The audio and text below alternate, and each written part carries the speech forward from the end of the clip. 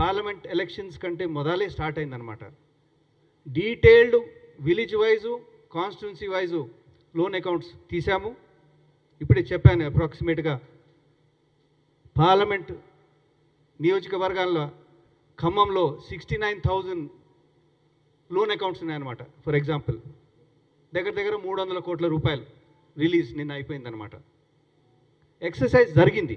అందుకొరకే బీఆర్ఎస్ వాళ్ళు ఎక్సర్సైజ్ జరగలేదు, వీళ్ళు చేయలేదు, పార్లమెంట్ ఎలక్షన్స్ ఎన్నికలు అడ్డు పెట్టుకొని చేస్తలేరు అనేది తప్పు. ఎక్సర్సైజ్ ఎప్పుడో స్టార్ట్ అయింది, ఫిబ్రవరిలోనే స్టార్ట్ అయింది. అందుకొరకే ఈ వివరాలన్నీ ఇప్పుడు మా దగ్గర ఉన్నాయన్నమాట.